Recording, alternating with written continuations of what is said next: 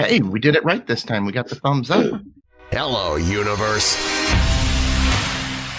Welcome to Off the Rails with Tom and Mark.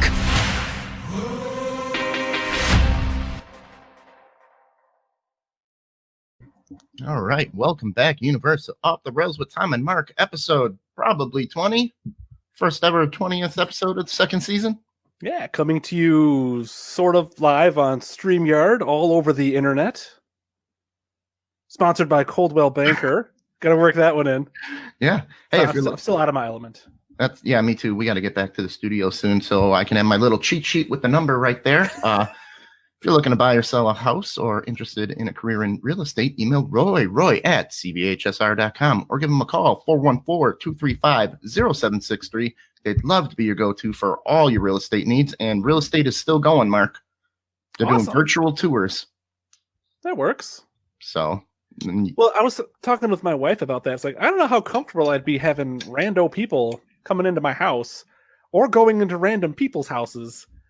I suppose. All right. Today we are here with the very funny Chris Schmidt. Chris, I'm very excited to finally get you on the show. Sorry it was not in a no worries. situation. I would have loved to bring you to our studio and treat you right, roll out the red carpet, but we came close to it. We were like a couple weeks off, right? Yeah, we just missed it. And then we're also here with world famous comic Nate Ford coming in the house. Hello, everyone. Hello. Coming here from Boise, Idaho. It is going to be a blast today. Couple announcements. Twisted Dreams is scheduled for June 11th, but we're a little iffy about keeping that date. Might not work. Everything's week by week nowadays. You know, no one knows anything past 2 weeks anymore. Well, when I talked to Chris and Steve, because I'm part of it now, I was kind of like, if the quarantine does lift, how much money are people going to have and how comfortable are people going to be sitting next to each other in a movie theater? Yeah, I work at a movie theater. Like, if we reopen, is anyone going to come? Yeah. So that was, and you know what? With the filmmakers from all over the world sending in these films, is it really fair to them to show it to an empty theater? Well, we do that a lot. I suppose you do. What else do we got on the docket? If it was in Boise, Idaho, it'll definitely be full because nobody gives a crap about this quarantine, about staying at home here. They're the honey badger of quarantine. They just don't give a fuck. What's up, Beauty Brothers? Well, if I get it, New York is like getting it bad. Chicago is big city too. But like here in the suburbs of Milwaukee, it's like it's not terrible, but it's not great. So who knows? Yeah. So our Destination Dino Liam event that Chris is going to be part of is on hold until, I don't know, a month or two after. Well, again, I don't feel comfortable doing a donation request right when everybody's trying to build up their bank account and stuff. So yeah, I think we're going to hold off a little longer than we wanted to. Yeah, Ron, I got all dressed up today wearing Molly's robe. Oh, Ron.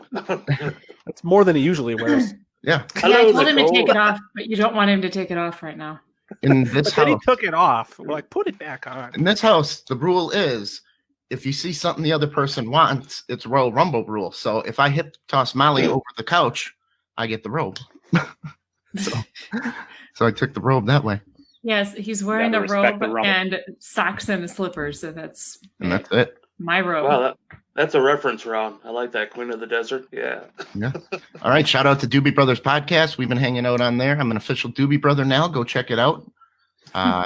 Check out Bedroom Radio with Derek Relaford. Derek Relaford. I've been on there a lot. I'm also we're on hiatus right now, but Drunk Medical Stories with Terry Scott and myself. She works in the medical field. She's working overtime. There's just no way you can do it. Shout out to Utterly Insane.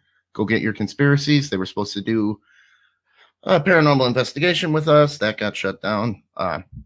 And forget our Sweats and Suits podcast if you want to just have a good laugh with a couple of good guys. So don't forget movies with Mark will probably be back next week. But first, we got Chris Schmidt here. And Mark, what do we like to do? The hot seat! Right? Uh-oh. We didn't rehearse. There we go. Yeah, here we go. Wow, yeah! Yes, Billy, I am Tony Soprano.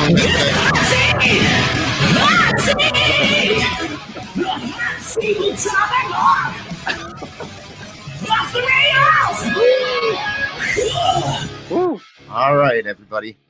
Molly and I had this argument. I think we were on another podcast. We were counting. Molly wins.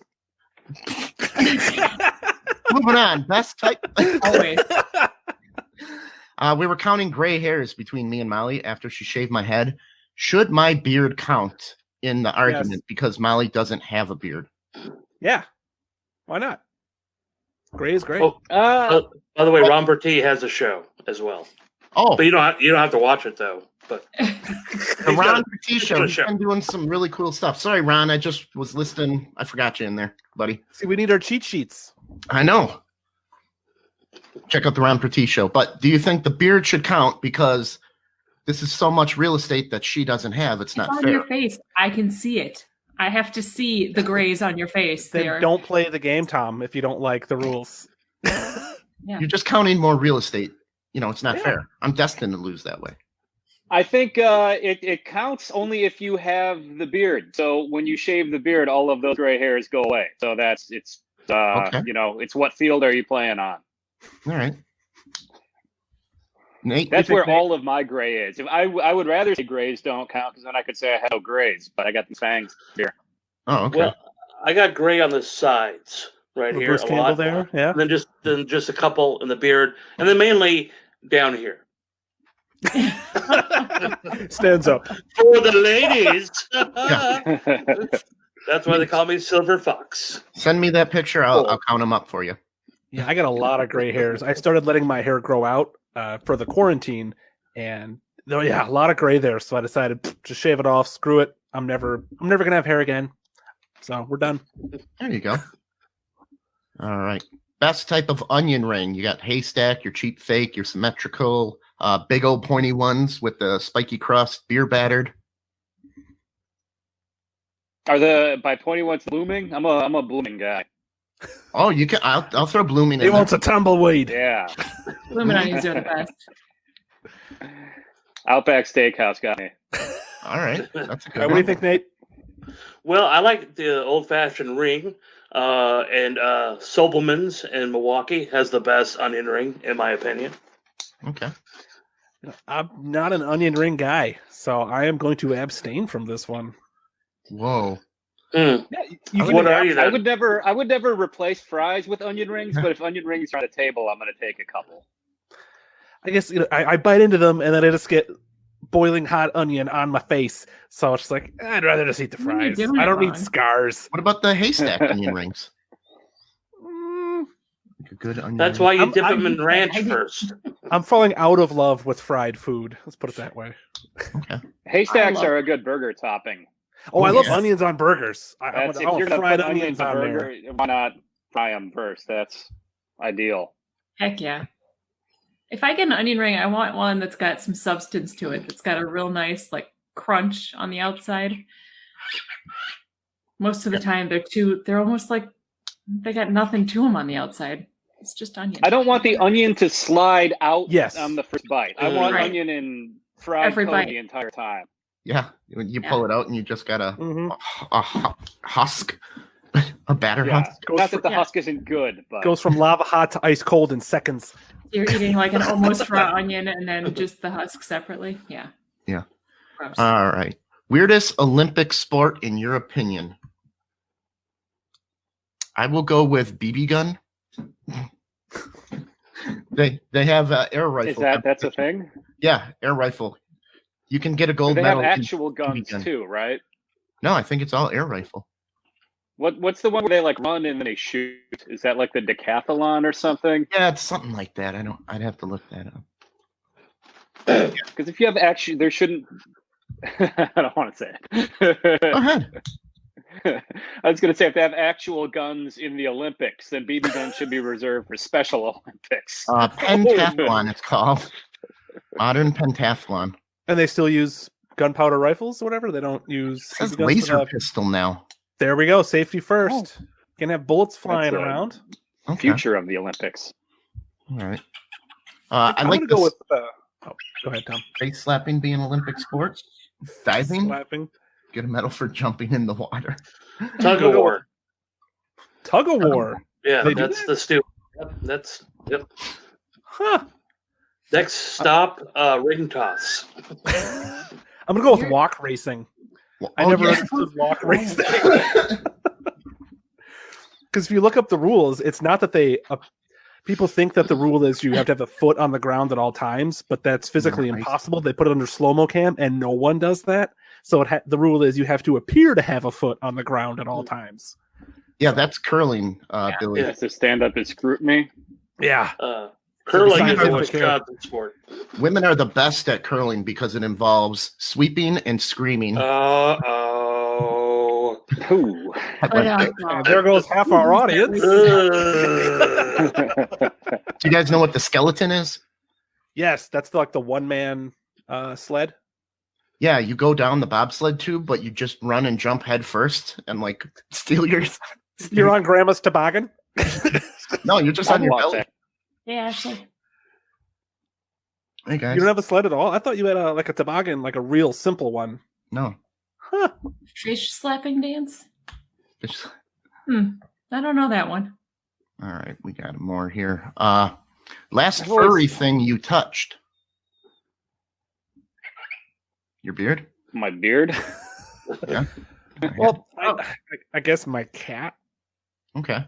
Bird, because he won't be quiet. The That's whole reason feathery. that I'm taking you out is so that you're quiet. That's not Birds furry. do not have fur. It feels like it. They are avian. They are not mammalian. My sister's dog, Piper, who will bark at everything until you enter the house, and then she'll lick your feet. Oh, thank you for coming in. Thank you. I'm gonna look up fish slapping dance later. That sounds awesome. I like the suggestion going back though of the Olympic sport Red Rover. That sounds brutal. Red Rovers, and Christopher competitive Schmidt Red right Rover, over. yeah. Yeah, with I like always football hated pads that. and everything. No one ever picked me. The thing I like about Red Rover is it's like how good are you at running into stuff versus how good are you at holding hands. Yeah. Molly, you're kind of small. Like, You'd you be can the be a first good person I'd say defensive come Red Rover over player. because you ain't breaking through. Yeah. How would Red Rover work right now? I'd have to have your social distance. Yeah, Have to be a 6 foot gap between you and the next Yeah, it is. I'm the king of Red Rover. Social distance, people can't come through. Yeah, they have to be 12 feet apart if you want to go down the middle. Yes, Angie, it is clotheslining people, basically. Maybe everybody gets a 6 foot length of rope and you hand it to your neighbor. Oh, there you go. Heads up, 7 up. Suffers from intimacy problem would be good at Red Rover. Yeah. What do you want on your tombstone?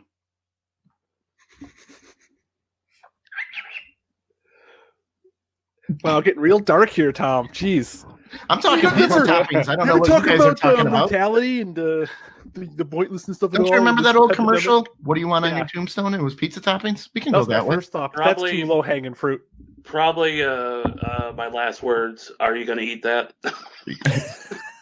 You done with that?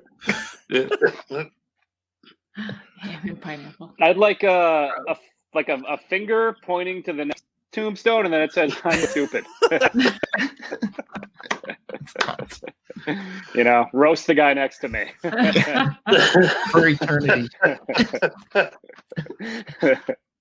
It's would better if say- I don't know what to. If it's other, Tell Molly I just about said it. hello. From the other side? Not I love you, not anything like that. Just hello. I want to have my ashes spread, so I'm going to say this question does not apply to me. Okay. Well then, Mark, what's your favorite kids drink that you still drink today? Oh, kitty cocktail. Done. Oh, boom. That was quick. Easy. Locked and loaded, Tom. Hide and seek. Nice. We have Capri Sun that I just tear up at the studio. I drink Yeah, those all the time. my 2-year-old enjoys a Capri Sun. So do I. Nate, you got a kids drink you still drink? Yoo-hoo? Yoo-hoo? Yeah. I don't think I've ever had a Yoo-hoo. Oh, they're amazing. Yeah. It's fantastic. Ecto Cooler. That's the chocolate soda, right? Yeah. Yeah. It's carbonate.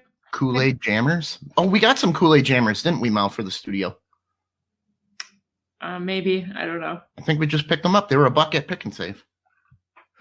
You can't give these things away. I know. Wait, Yoo-hoo was actually soda? It's not. I thought it was I chocolate. thought it was milk. chocolate milk. It's chocolate milk. Well, it's there's something about it. It's like it's a little bit different than chocolate milk. There's more to it than just chocolate milk. It's almost like malted milk.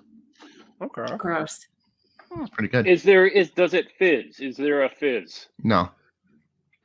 Okay. No, I don't Okay. think it fizzes. Now, that was Hawaiian some punch bad Yoo-hoo doesn't that count, was huh? fermenting. Yeah. Okay, we'll move on.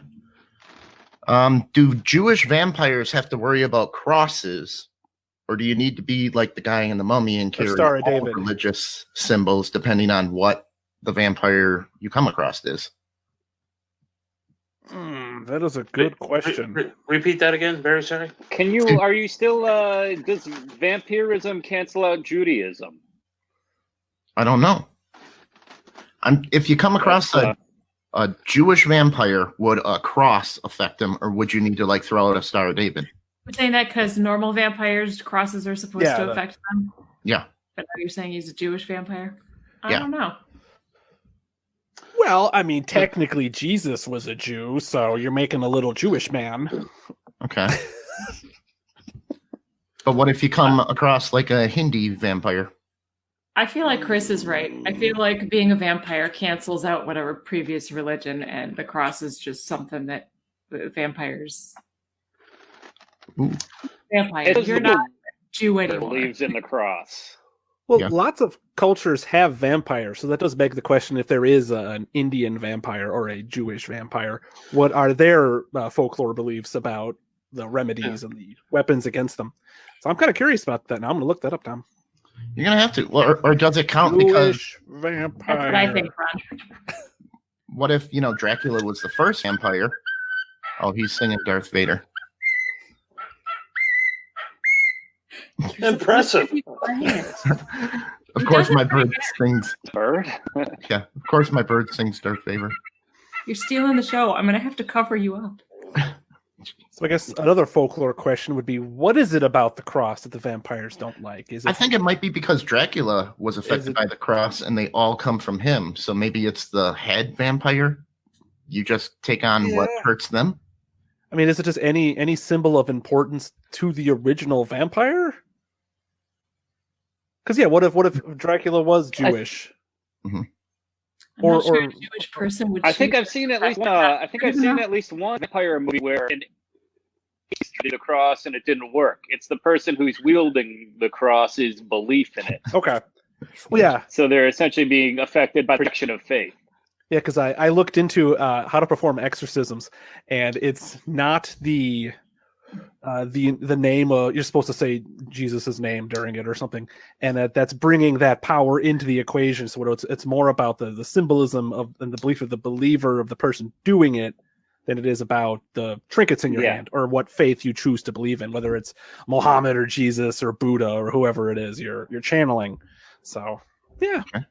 That's a well thought out good answer, Mark. Without pissing off any major religions. Yep. So Molly and I were drape shopping. Any of you know why the other side of the drapes, like why they don't look nice? Because I want the outside of my house to look good too, not just the inside. You worry too much about what your neighbors think about you, Tom. You shouldn't be gazelling all the time. Yeah, he just wants to sing Darth Vader right now. What do you think of the floor to ceiling drapes? I'm not a fan of that. I think you should have a picture of you in a robe on the on the other side. On the outside? That way, yeah, and then that way when you open it up, you can be naked. See, I think if your drapes are unattractive, your house is less likely to get robbed. Ooh. Yeah, You know, pass if over there's this house. a line of houses and one got a really sexy set of drapes, though, you're going to assume they have all the nice stuff. So That's a good point. Deterrent. Oh, here's a question for you, Tom. You're making the bed. You got your Star Wars Luke Skywalker bed sheets. Yep. Do you have the top sheet with the pattern facing out or the top sheet with the pattern facing in? Why would it face in? Who would see Because it? you want to hold the sheet up and read Star Wars, or do you want to stand above the bed and read Star Wars? It's got to face out. Because you might put a blanket then over the sheet too, so now no one can see it anyway. No, I'd Well, have if it's it where in, it then you're looks nice. sleeping with Luke Skywalker. What was that, Chris? I missed it. I said if it's facing in, then it's like you're sleeping with Luke Skywalker or whoever is on it. Versus you know? him sleeping on top of you. His body against yours. Yeah. Just what I've always wanted. The sheets normally have a matching, they've got the fitted sheet and then the sheet, so you'll still see The surface sheet. So should they? But if you have I always had a blanket then over my bed sheet. So my mom always put the printed side in. So you would pull up the sheets when you're in bed and you would see all the designs. That's weird. Mhm. Don't be hating. Yeah, jeez, Mom. I've never seen anyone do it that way. Guilty pleasure Disney song. Let It Go rocks. But that movie sucks. It's not the worst princess movie. And I watch a lot of princess movies. I got a 2-year-old. Since Nate and Chris are here, why is it so hard to get a laugh from other comments on open mics, or am I just that shitty of a comic? What? If you move from private chat to live comments on your screen, or Oh, there we go. Look, you can. live comments. Oh, Look, words. Well, here's I think at How do you do a that? comedy open mic. There should be a chat if you're on your phone. Little chat window. It looks like a message. I see it, but I can't see the chat and the window at the same time. No, when you're on your phone. Why is it so hard to get a laugh from other? Well, You I can think- or you can't. He says it's hard to get a laugh from other comments doing an open mic. Well, at a comedy open mic, usually it's just you and other comics. Now, it could be me. It could be people are stonewalling you, or it could also mean they're in their own heads thinking about their own set before they go up. And all the times, it also takes a lot to be funny. It takes a lot, for something to be funny in my head. But a lot of times I do laugh because laughter is involuntary. Like the best bit machine over here, Christopher Schmidt. Some fail, but some hit so hard, and you have to laugh. It's just the roll of the dice. Well, the thing with like a room full of comics too, they're all racing you to your punchline in their heads. Yeah. They get there before you get there. They're probably not going to laugh at it. You got to kind of catch them off guard. That's why a lot of times it's not good to work toward comics because you're just saying off the ball stuff to really break covers what like normal people are going to find funny. You almost have to go too far with comics. But then that's not honing your Also, skill we for a think it's regular hilarious when crowd. things go wrong. But that's what? Not honing your skill for a regular crowd, though, because you may be too far for the general public. Exactly. Yeah, that's what I say. Don't just try. There's stuff that will break comics and audiences. That's the really good stuff. But there's stuff that will make comics laugh for the wrong reason, and that's not what you really want to try to bring into a showcase. That. Okay. But yeah, I think a lot of times it's just a matter of if comics aren't laughing and you're not you're just doing regular jokes, maybe the punch are just too predictable.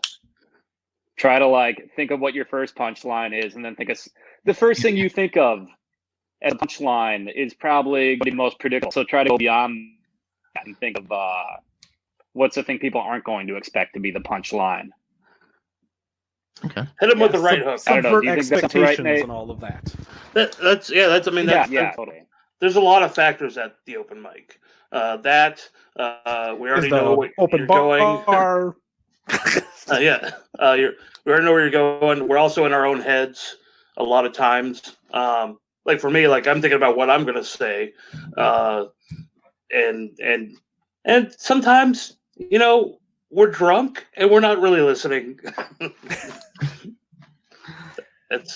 I would be Lot of subconsciously factors. worried about I do. stealing a I joke tend and to. not I realizing laugh it. very mechanically at mics too. Yeah, like you said, if I hear other people laughing, I'm gonna laugh out of reflex. But if you don't have those room laughs happening, I think that's also a thing. If there's a few non-comics at the mic and they're enjoying it, most of the other comics are going to be more likely to get into it. Versus all of us on our own, we're not going to be the laugh starters. Okay. Now, here's the thing. I also laugh at people's pain on stage. Like if it's Oh, really yeah. bad, like that gets me going like no other.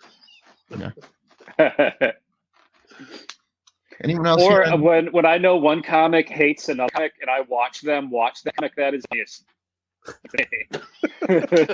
yeah. Tom really hates this guy. I'm gonna laugh more. Anyone else getting a little? When they get like a laugh and I see the rage in that person's face. A little bumbling in Chris's audio? Yeah, I thought it was just me. No. Molly, you getting that? Yeah, you break up a little. Cuts out. It Molly, cuts stop out petting every that cock. Stop petting that cock. I'm I trying wonder to keep if him quiet. Is that why Tom isn't? I wonder if the phones would work. Let me check. I don't know if it's the internet connection, like your. It sounds like the internet connection. We're about to start the interview, so I don't want to get too far. Yeah, I want to iron this out before we. Kirsty, goes- I am wearing a robe. He's wearing my Anything robe. up for me. My robe. Oh yeah, look at that chest hair. It's like barely Oh, any you should gray put in on there. Tom's robe. He doesn't have one. I do now. This says I do have a robe. Get a pink one, Molly. It's lime green. It's mine. You can't see it in the lighting. Is that here. any better? Just keep talking. Sing happy birthday. Happy birthday. Sing it twice while I wash my hands. Oh, that sounds a lot better. That's better? Yeah. So far, so good. Okay. If this stream gets 500 shares, I'll shave my head live next time. Really? Ooh. Are we shared to the Doobie Brothers? Let's repeat that. Share it to Milwaukee Comedy Club. I'm at 1 million shares. Gosh. That's 500. All right, we got one more of these before we get into. No, two more. Fast food horror story. Let's hear any fast food horror story you got. This was on the road. I was part of a thing called Just Another Hangover Tour, and we were in Oklahoma, and there was this place called Bueno Taco, kind of like a reject of Taco Bell. Not so bueno. The first like red flag should have been on the counter. There were just tubs of meat, like being ready Like to the ordering counter? It was being put somewhere. Like they forgot to put it somewhere. So that should have been the first red flag. And so I just got a taco, very simple. Right as soon as I ate it, my stomach said no bueno. Send it back. Yeah. So Bueno Taco, I think it's in Oklahoma. I hope it's out of business. I hope it is. Otherwise, Nate, we're up to 375 shares. nice. 380. You're going down. buddy. Oh. Bald Nate. No, I'm not wearing any underwear, Billy. Because I think I saw ass. Yeah, you would have. I think you were right. Mark, you got any horror stories? I had to go off on a bunch of kids at Taco Bell at like 2 a.m. Yeah, do tell. Oh, it was just we waited in the drive-thru for 45 minutes, and then I got out of the car and I was going to go inside, and there were a bunch of punk kids in there, and one kid come to try to lock the lobby because they're supposed to be close, and I booted that door open and sent him into the wall, and I said, "Do you work here?" And he's like, "No." I'm like, "Lobby's closed. Get the hell out of here." He was trying to tell me the lobby was closed. And then I go there, and there's like a bunch of people sitting on tables and counters just eating tacos. They're supposed to be working. They just wanted everybody in the drive-thru to go away. These punk kids. Yeah. Like, you're making my taco now. You get your ass back there. You get out of here. I was going nuts on everybody. Like an old man move. Cleaned up. Were the you punks. also in a robe at that time? I was in a robe. From now on, this is what I wear. Might as well be a cartoon character.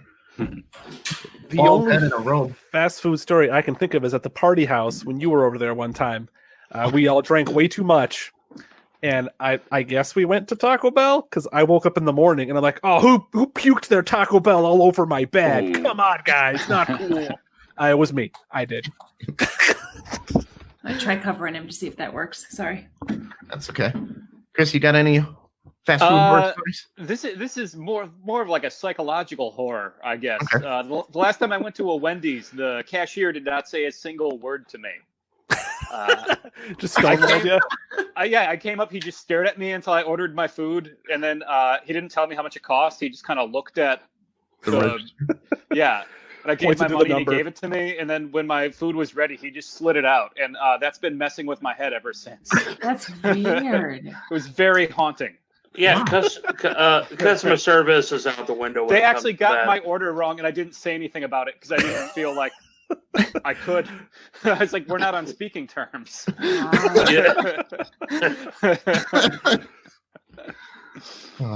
You get what you get. Maybe he lost a bet and he was supposed to like try to like not talk his whole shift. Or I couldn't tell if he hated his job or if he hated me. I was worried. And that's worse What did if I you do ask wrong? him, like, do you hate your job and do you hate me? And then he's just silent. Yeah. First one, then the other. And he starts to cry. oh, Ron. Oh, Ron got the shit so bad. Oh. Sales. Oh. This episode ended brought up, to you by Pizza Shuttle. my first year in Milwaukee, I ended up going to Pizza Shuttle for Thanksgiving with my friend Nicholas Anthony because they have a little Thanksgiving buffet. I'm like, all right, this is what living outside of family it does is go to Pizza Shuttle for Thanksgiving. Yeah, what's more American? Pizza Shuttle. Do they have like a turkey pizza and a mashed potato pizza? No, they actually have like a little buffet of actual turkey and gravy and mashed potatoes. Oh, really? The whole thing, yeah. I don't know if they still do it or not, pizza. but yeah. Well done, Pizza Shuttle. Yeah. That's good. Molly, you got any horror stories? I mean, other than the one Taco Bell one that you brought up, Every time she goes to a fast food restaurant with Tom. It's a horror story. Anytime you go out in public with Tom. Yeah. yeah. I mean, the only other one that I had was when we were in Madison and we had been out at the bars drinking, and so we went to get some late night food, I think at McDonald's, and their grills were broken, or one of the grills was broken, so the line was wrapped around. And I was hungry, needed food, but also had to pee really bad. That was a terrible experience. I think we ended up leaving that drive-thru and going to Taco Bell. Getting food there. All right, here's a question, Molly. How many cars is too many cars in the drive-thru before you just drive away? It depends on how hungry I am or how bad I have a craving for whatever food it is. If I'm going to Dairy Queen and there's 2 cars in the drive-thru, screw it, keep driving. We'll go somewhere else. Dairy Queen takes a while. Dairy Queen and Culver's, both their drive-thrus. Yeah, because I just want ice cream. I'll be in and out in 30 seconds, but someone before me had to order the goddamn turkey or whatever, so they gotta kill the thing first and then start cooking it. Yep. Ooh, Danielle, talk to Kirsty about unicorns. She believes in them. But she also has never been to Taco Bell. Do they not have them in? I guess not. In Scotland? You know about the Taco Bell unicorn? What? I think the people that work at George Webb's will sober you up before you even eat them. Yeah. All right, this It's like one. waffle. This one is going to wrap it up, and I think it's going to trigger us. Uh-oh. Who would win in a fight, a grizzly bear or a tiger? What's the environment? Yeah. I will. Oh, you want me to pick like Street Fighter 2? Are we talking Baloo versus Shere Khan? Yeah, who's got home field advantage? I would say on a rocky shoreline. So one. Can you shut that bird up? No, I've covered him. Put him in the microwave and just don't turn it on. Rocky shoreline. The Water. bird's answering the question. Sorry, go ahead, Tom. Tom, go ahead. Tom, what are you waiting for? The bird's prejudiced against cats. So Yeah. I think if it's a fair fight, the bear would win because the tiger's strength is going to be stealth. So if the tiger can get the drop on the bear, he can probably win it right then and there. But if it's an open fight, corner to corner, they see each other. Mills laying in the middle saying, let's get it on. Yeah, if they're trapped in a big cage together, it's the bear. But if there's somewhere where the tiger can can pounce from, can hide and sneak around. It's tiger all day. If the bear has cubs, it'll win no matter what, whatever scenario. Each one but- has the other's children held hostage. Yeah. I don't know. I think the tiger will be a little quicker, a little fast to the bite. Now, the tail of the tape is Bengal tigers get to be about 800 pounds. Grizzlies get to be about 1,300 pounds. So you got Mhm. 500 Tiger can pounds. jump on the bear's back. But the bear's got really thick fur. Well, a bear's got the advantage of bipedalism also. Yeah. I So just, if- yeah, I feel like bears got thicker hides. Mhm. Like Probably. I could be wrong about that, but No, I think they do because they I fight believe other bears. A bear can crush a dog's skull with just one bat of its hand. So I don't know if he could crush the tiger's skull, but he could probably do some real damage. Just on Yeah. that opening when they go face to face before the teeth even get to the bear. Again, the tiger needs to get the drop on the bear. Okay. you know, I'm gonna go- totally opposed to dog fighting. But if somehow this were to be put together, I think I'd be like, I get it. I'll allow it. That's- You'll allow tiger versus bear? That's something I think everyone should be able to see once in their life. There's a sequel for Tiger King. Tiger versus bear. If like an NFL player was running a tiger bear fighting ring beneath their house, I'd be like, yeah, let's not do anything about that. Let's just. Okay, I'll buy a ticket for that. The real pay-per-view reason that Tom stuff. Brady left the Patriots. I would Well, just be don't even- impressed that they got him to their house. Oh, This is Tiger King versus Grizzly Man right here. There we there go. you go. Like that. What if they did it to weight classes where it was a smaller bear, an 800-pound bear against an 800-pound tiger? I'd probably give it to the tiger. I'd still go with bear, I think. Cats are mean. Cats are mean. I don't know. We're assuming they're both motivated. That's a big part of it. They're both into Yeah. the fights. Yeah, there's a This is a championship territorial belt they're fighting for. Eh, They've been raised to fight. Johnny Vegas, are they a Chicago bear? They cannot beat anyone. Oh. Ooh. Hey-o! Chicago Bear against Versus the Bengals? Bears still suck. Bears still suck. Oh, that was our hot seat. Well, what should we do here? Let's just get right on this. There. Welcome, Chris Schmidt.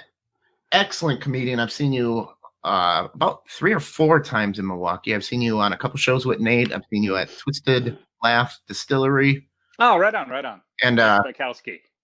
yeah, I'd like to describe your comedy style, and if I could describe it, now tell me if don't be offended, but I would say you're like a kind of a really smart comic with like a Dennis Miller style, but like a edgier. Okay, that's fair. Is he like a influence you at all? I did watch Saturday Night Live a lot when I was a kid. I don't think I've not particularly his stand up, but that influence might have trickled in there. I definitely like. I guess a smart comedy is something I drift toward. Yeah. I guess that just goes back to I'm always amazed when I can't come up with the punchline before the comic. So I think that's kind of smart comedy is the stuff that's really hard to beat the comic too. That's excellent. All right. I hit the nail on the head. Boom. So how is this situation affecting comedy? I've seen so much different things going on. How's it affecting you? The whole lockdown. It's for me. It's just kind of given me permission to take a break, I guess, because the last 7 years I've been at an open mic or a show, whatever. Like if I can go out and do something, I feel like I have to do it. So this is the first time in years when I've been able to just sit at home and not really feel like I need to be out writing or working. Mm-hmm. This is kind of what it took for me to feel like I could take a vacation from the whole thing. Which also kind of sucks because this could be time I could be using toward writing, and I just don't feel very motivated. No, but sometimes really- you do need that. I get burnt out doing this, Yeah, So you think you were getting a little burnt out with it? probably. Yeah, I was having a harder time coming up with new stuff that I felt good about and feeling excited about going out. It was just kind of becoming routine to me. Yeah. Have you tried the virtual open mics? I've done one, and I should be doing more. I guess this is going to be going on longer, so I should probably start getting into that. It's weird. I feel like it's not the same. It's far from the same, yeah. Yeah, like because you don't get the best thing about doing live stand-up comedy is you get that drug, that endorphins from the laughter. Now that's taken away, so it's now just you could just do the jokes, and there's no energy and whatnot. But Yeah. I saw Ron's question right there. The green room virtual mic. That one I've done two. I did that one, and in that one it was like a Zoom. I think it was a Zoom chat, so you could see the other comedians' faces, but they all had their mics muted. So my only feedback was just like 5 people like staring at me. Yeah. Like Mark's doing right now. Nate. Some of them just straight up like walked away. So then you just see an empty room. yeah. Hey, congratulations to The Nate, by worst. the way, for winning Comic of the Month.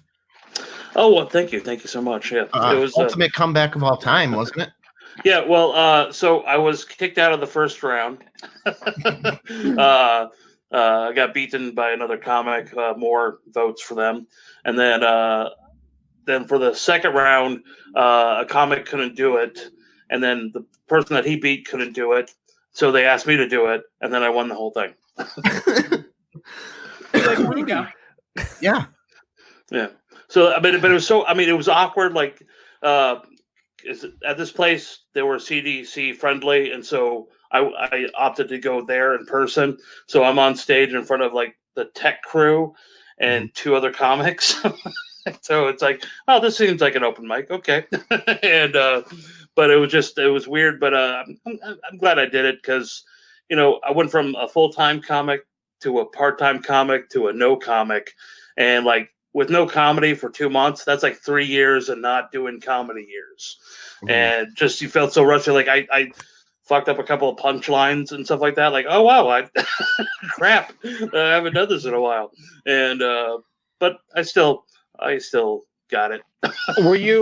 Nate? Were you on a stage and it was being like broadcast?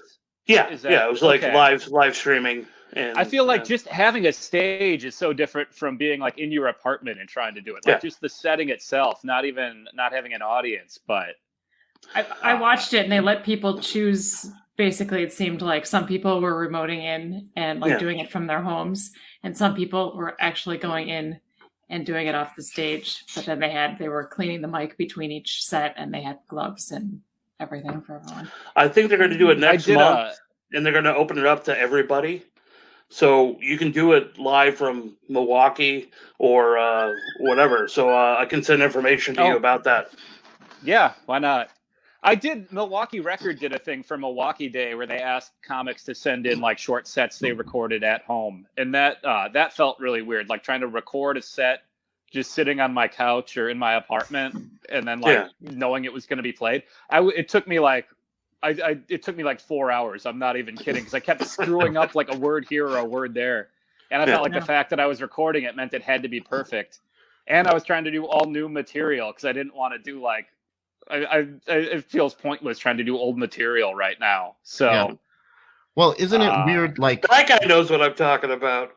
With the live audience, if you do have a joke that swings and misses, you can quickly move on to the next thing because you got that reaction from the audience. Yeah. But when you're trying to pause for laughter without anything, now your bad joke just sticks with them. Yeah, I think that's part of it. That sucks. It's like, okay, that wasn't funny, but quickly move on to the next thing. Everybody forget about that. We won't. And then now you have to leave. A sitcom without the laugh track. Yeah, well, now you have to leave time for laughter. And if they're not laughing, now it's just sinking in. It's crickets. That's how you whole routine and cadence and how you develop your confidence in your material is by doing it at mics, seeing what consistently gets laughs, and then when you do it in front of an audience, you're like, all right, this joke's gonna work. You believe in your stuff. When you don't have an audience to like show you whether or not you should believe in your stuff, that pause between every joke is just you being like, is that funny? I don't know anymore. No confidence sucks. Yeah, on stage. Yeah. That's what you need. The lockdown has Ron writing and doing more things, not me. Tom literally shows up in his robe. I showed up in a robe. I shaved my head last week. I don't give a fuck anymore. Hey, Kids in I the think Hall this would be- coming back, by the way, Ron. Kids in the Hall coming back. Yep. Oh, nice. They're going to be on Amazon, I think. That evil company. Nice. Oh, so what got you into comedy to start with there, Chris? How'd you get into that? We're both UWM alumni, by the way. Oh, right on, right on. Yeah. It looked like you were going to show a shirt for a second. The tattoo. Big panther coming out of my chest. UWM's not really at school you get a tattoo for. That's not a tattoo. No, it's not. School. So, yeah. You're like proud you got a degree, but you don't need to say which Milwaukee it was. Or which Wisconsin it was, I meant. I don't know. I was never like a hardcore. I've always enjoyed stand-up comedy, but it wasn't like my first passion really. I used to play in bands. That was what that was like my thing that I was really into was music, and that situation kind of fell apart. What kind of bands? Like ska? What do we? Punk rock? What the indie rockish, like the Pixies. Okay. I was like a metal kid until I heard Nirvana, and then Nirvana steered me toward like Sonic Youth and Fugazi and those kind of bands. Okay. So I would play that kind of stuff, but then I eventually just my friends that were in my band all got families, and kind of drifted away from it. Bunch of losers. Right, living normal, successful lives. And I couldn't find anyone else to play with, so I just got kind of bored. And I missed performing. And when I found out about where there were open mics, I was like, all right, well, that would be another thing I could do. And I fell into it pretty quickly. It kind of just satisfied the same urge. Most people I know in comedy always go to open mics with a friend. Did you just go by yourself? I did go by myself. I didn't really have anyone like guiding me in. Did Chris ever play the Bremen House with a band? No, this was like kind of before. Well, I guess Bremen was around. I wasn't really into like I didn't know the whole River West scene. That was like never a place I heard about to play at. Oh, okay. He was playing the Riverside Theater and stuff like that.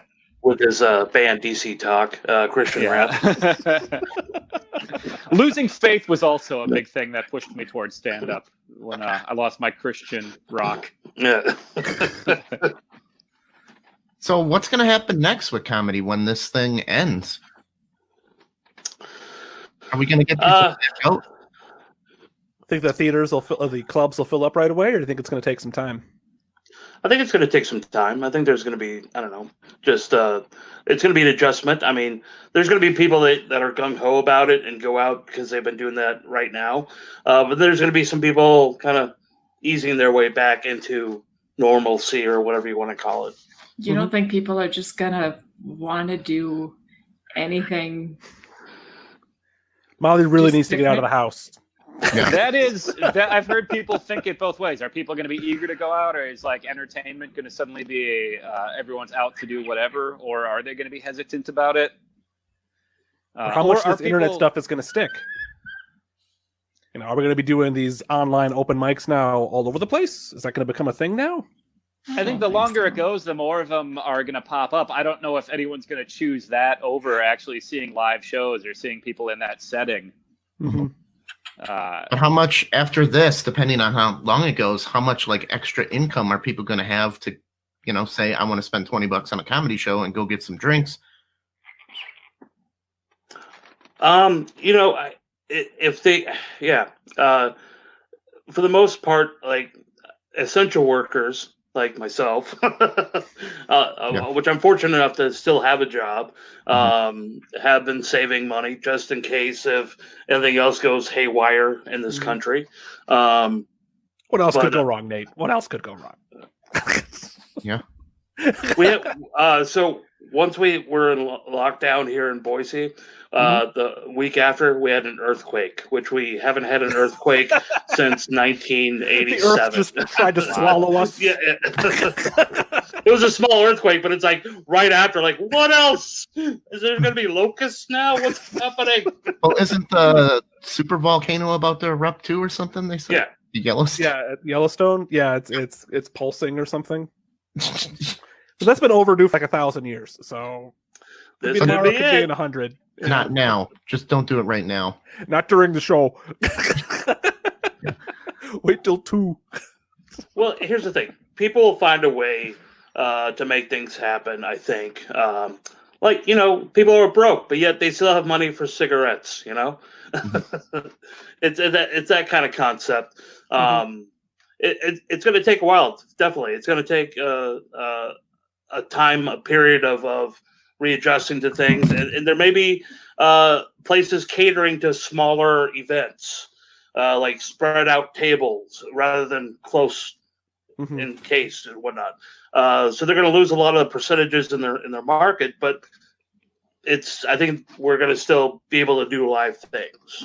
Okay. I think All right. starting with smaller shows would be great. I think that would be a great way to kind of gradually grow back into whatever it's going to be again. Also, I wonder if people are going to want to come out and watch stuff, or if they're just going to want to come out and hang out with each other. Yeah. Because Oh, one of the that big problems could with be cool. comedy shows is people talking to each other. People haven't been able to hang out with their friends in months and months. Are they going to want to sit there and be quiet for an hour and a half show, or are they just going to want to hang out for a while? Yeah. That could be. I mean, maybe that's it. Maybe we just start off with just mingling. Let's get used to that again. Let's get used to talking in public. Just being in a room with someone else. Put on some clothes, Tom, when you're out. Start with the socks. Ease into it. I heard a story about them having to tell people they have to put pants on to go get their mail. I don't know how accurate that is. I heard that. Yeah. You can't go out to get your mail in your underwear. Well, So- it depends. Is this a mailbox at the end of the sidewalk, or is this a mailbox right outside my front door? Doesn't Because if matter. I'm outside for like half a second, I'm gone before you saw anything. Yeah, and what are you showing without the pants? If I think if underwear is in place, that's really There you go. If the infrastructure is intact, yeah. exactly. Yeah. Maybe they're using their pants as a mask. You don't know. Once I get the paper, I'm going to hold it down there anyway, so that just cut your exposure in half right there. You're welcome, by the way. So how do you feel about these open mics using new material that is now forever recorded on the internet? Do you feel like you can, was that only for the open mic, or are you going to now charge people in the future to see that same material that they can go get for free if they know where to look? If you're doing material on these virtual open mics, that I don't know if all of them even. Some of them, it seems like it's done and it's gone. I don't know if all I of think them they should hold do in that. posterity. I feel like Yeah. that's the way they should do it. The one we've I did on that Yeah, that I was I talking mean- about before on that Zoom mic, that wasn't visible afterward. It was just That's good. for the time thing. When you do Facebook Live, you can decide if you're going to archive it as a video or if There I it's going to go. delete right afterward.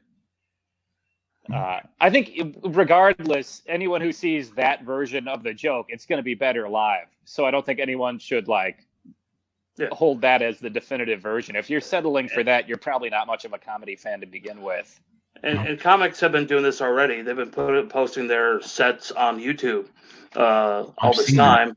And so it's it's great that you want to get your face out there. But yeah, it's the same thing where, well, I just saw all your YouTube clips and I get the gist, But people still will go out and see live because, again, what Chris said, it's a totally different experience than what you see online or on TV or on Netflix or whatever.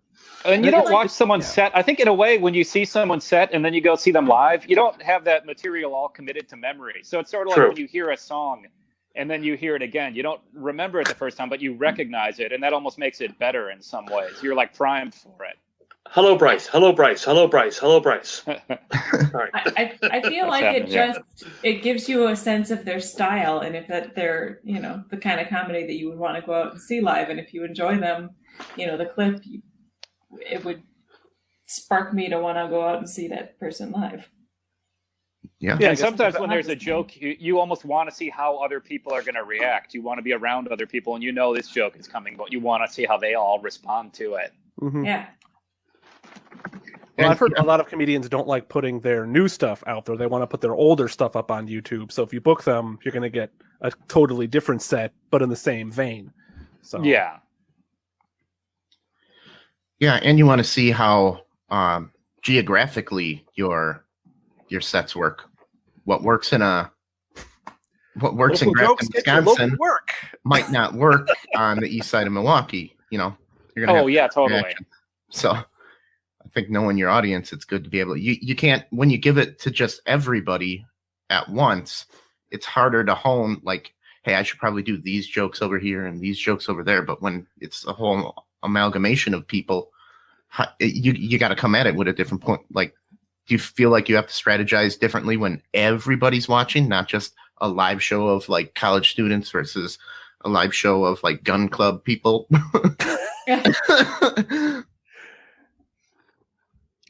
Yeah, I think that's that's a good thing about when you get to go on the road at all, is as soon as you walk into some rooms, you sort of know what material you can do in that room, and that teaches you. Sometimes there's bits you might really like, but you're like, not here, not tonight. Not tonight. So you kind of learn your like specific and general sets. Yeah. Although sometimes if they get on board with you, you can put almost anything out there once they've bought into you. Yes. Okay. But not all audiences. Sometimes it takes longer to warm them up, and sometimes you just don't feel like you have them enough to go into that stuff. My sister-in-law does a lot of karaoke, and I always tell her, look at the room, pick the first song that they want to hear, and then they'll buy you a drink, and you can play whatever song you want, and they'll love it. You got to win them over first. So. Yeah, that's a good point. So you got to get your universal jokes out there first. You got to get a sense of the room and just give the people what they want, and then once they're eating out of your hand, try something different. But when you're they gotta like you. If you come in there with abrasive stuff that's gonna like kind of hit them right in the head, they're not. You go to the like redneck you. bar and you start singing, pop songs. No one's gonna buy you a drink. No. You go in there and you sing Creedence, someone's buying you a drink. And then they're gonna want to hear what you do with Britney Spears. Yes. Now they'll listen to you. That's awesome. So, anything else? How it's been affecting you? How you doing? Hanging in there?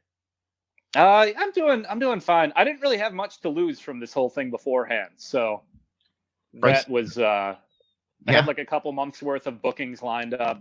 So you didn't take on baking or anything like that? Any new hobbies? I haven't been as. I wish I would be more like. I wish I just do more general writing, like if not stand-up material, sketch or short stories or something. I'm hoping as I get more bored, I'll get into something like that.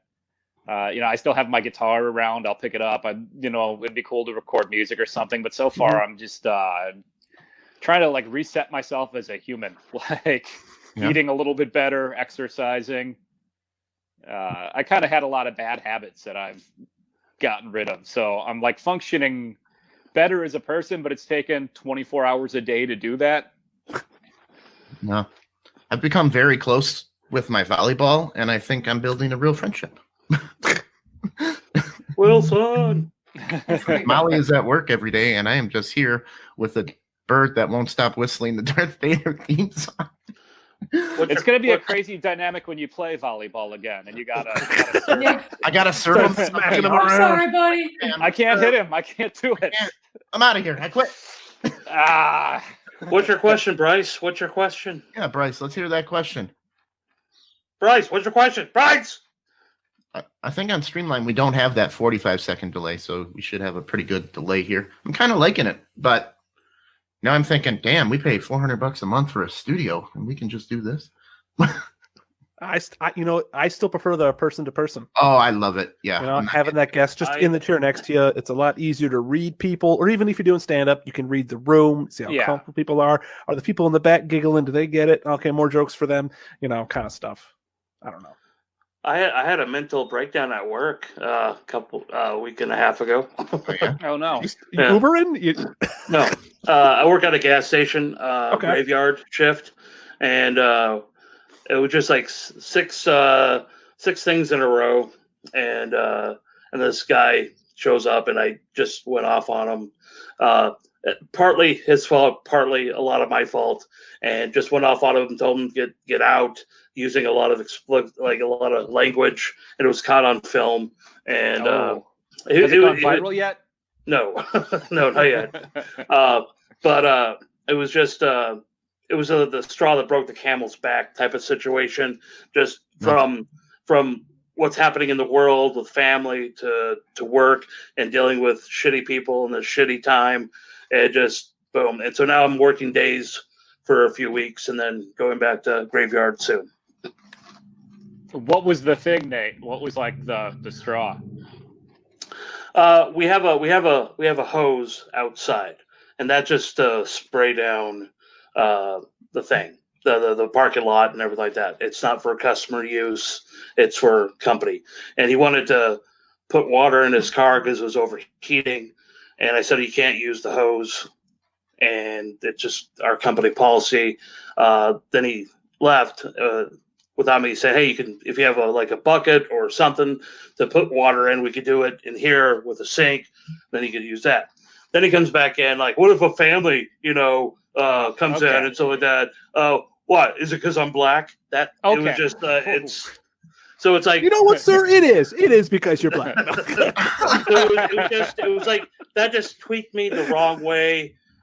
Just after somebody left a broken bag of ice on the floor by where the ice is, and so I was cleaning that up already, and then that, and I'm like, you know what, sir, get the fuck out. I don't care. Get out. Just it wasn't pretty. I admit I should have handled it better for sure, but all parties were a little guilty there. Yeah.